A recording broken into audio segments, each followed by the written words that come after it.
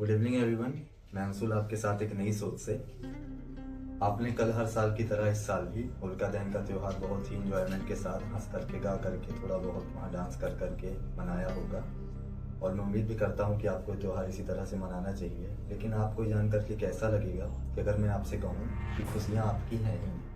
अब आपको लग रहा होगा कि ये कैसी बातें कर रहा है, ये खुशियाँ त्योहार मनाने की चीज़ है, हमने तो मनाया है तो हमने कैसे नहीं मनाया, खुशियाँ हमारी है ही नहीं। मैं इसके पीछे का आपको एक बहुत ही बेहतरीन बहुत ही अच्छा रीज़न भी बताऊंगा। आप बने रहिए मेरे साथ इस वीडियो में।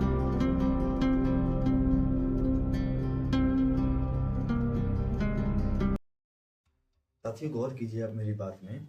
ये त्योहार आप इतने सालों से मनाते चले आ रहे हैं, इसके पीछे आप लोगों को बहुत ही अलग अलग कहानियाँ अलग अलग लोगों के द्वारा बताई गई होंगी। मेरा बस इतना कहना है कि इनमें से एक प्रसिद्ध जो कहानी है आप उसमें हम उसमें गौर करते हैं। वो कहानी है राजा हिरण्यकश्यप और उनके बेटे प्रहलाद की, जिनमें भागीदारी थी उनकी बुआ, जिनका नाम होलिका था, जिनका दहन आप लोग करते हैं कल के दिन।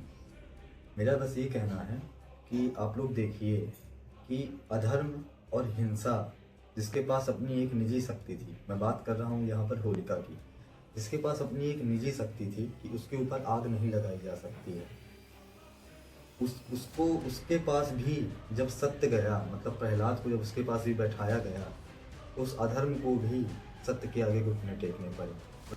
मैसेज यहाँ उस आग का है ही नहीं। जितने भी त्योहार होते हैं ये सब हमें अलग अलग दृष्टि से अलग अलग संदेश देते हैं, अलग अलग कहानियों से अलग अलग संदेश देते हैं। हमें बस उनको समझने की ज़रूरत होती है। बात यहाँ पे उस आग की है ही नहीं जो होलिका के ऊपर लगती है। बात यहाँ पे उस आग की है। उस आग को अगर हम देखते हैं कि अधर्म के बराबर अगर हम उस आग को कंपेयर करके देखते हैं तो वही चीज़ हम पाते हैं। उस अधर्म के पास अपनी एक निजी शक्ति थी, लेकिन वो भी काम नहीं आई जब सत्य वहाँ पर आया चल करके। मैसेज मेरा आप लोगों के लिए ये है, एक छोटा सा बालक जो कि सत्य के लिए खड़ा था डट करके, तो मैं सत्य को नहीं छोड़ूंगा, क्योंकि अपने घर की बातें कौन नहीं जानता, उन्हीं के घर का वो बालक था। तो जो सत्य के लिए खड़ा था, सत्य के लिए लड़ा और उसकी अंततः जीत हुई। एक छोटे से बालक जो सत्य के लिए खड़ा था और सत्य के लिए उसकी जीत हुई। अगर उस एक छोटे से बालक की जीत से आप कई सालों से एक त्योहार मनाते आ रहे हैं, तो अगर हमारा समाज इस सत्य के लिए खड़ा हो जाए, हिंसा के लिए आवाज़ उठाने लग जाए, तो सोचिए जो हमारा डगमगाता समाज है ये एक अलग ही मोड़, अलग ही दिशा ले ले। बस मैं आप लोगों से इतना ही कहना चाहता हूँ, सत्य के लिए खड़े होइए। जब आप लोगों को पता है कि सत्य कभी हारता नहीं है, आप लोगों को शुरू से बताया गया है, तो आप लोगों की आंखों में इतनी खामोशी क्यों है?